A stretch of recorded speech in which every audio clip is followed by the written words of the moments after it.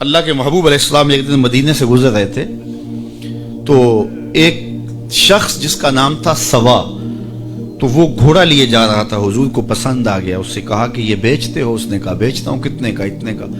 کہا کہ رکو میں اس کی قیمت لے کے آیا اور تمہیں دیتا ہوں۔ کسی نے اس کو رکے ہوئے دیکھا تو پوچھا یہاں کیوں کھڑے ہو؟ اس نے کہا مسلمانوں کے نبی سے اس گھوڑے کا سودا ہو گیا ہے تو وہ قیمت لینے گئے۔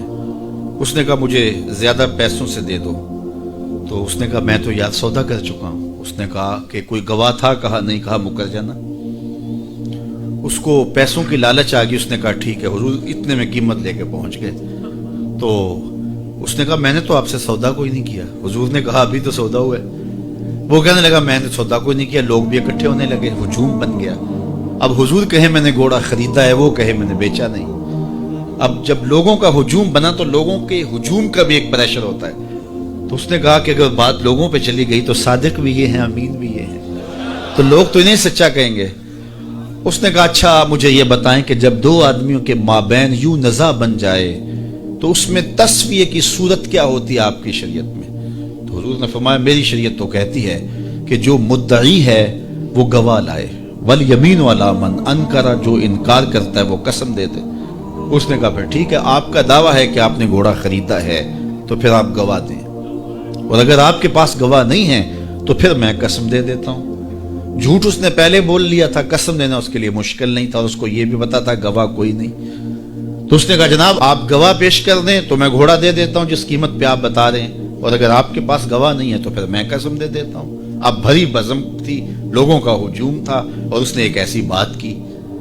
قبل اس سے کہ کچھ دیر گزرتی، حضرت حذیفہ بن یمان الانصاری رضی اللہ تعالیٰ عنہ آگے بڑھے اور کہا کہ گواہی مانگتا ہے؟ اس نے کہا جی میں گواہی مانگتا ہوں۔ تو کہا میں گواہی دیتا ہوں، جتنے میں حضور نے بتایا اتنے میں سودا ہوا ہے اور حضور نے گھوڑا خریدا ہے۔ اس نے کہا جی ٹھیک ہے میرا مطالبہ پورا ہو گیا، گواہی چاہیے تھی، درکار تھی گواہی مل گئی۔ تو اس نے گھوڑا دے دیا اور قیمت اس نے لے لی۔ قیمت اس نے اپنی مرضی کی گھوڑے کے مطابق ہی لی تھی، وہ تو زیادہ پیسوں کے لالچ میں مکرا تھا۔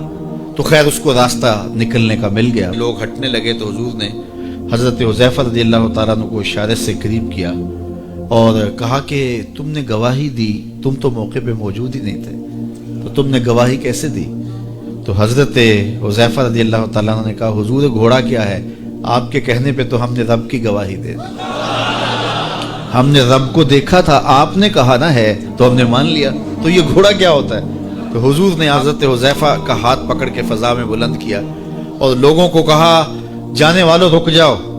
لوگ ٹھہر گئے۔ کہا کسی عدالت کچہری میں گواہ کی ضرورت ہو تو میری شریعت دو گواہ مانگتی ہے، لیکن جہاں میرا خزیمہ ہوگا، ہاں حذیفہ نہیں، خزیمہ بن ثابت انصاری رضی اللہ عنہ، جہاں میرا خزیمہ ہوگا وہاں ایک ہی گواہی دو کے قائم مقام ہوگا۔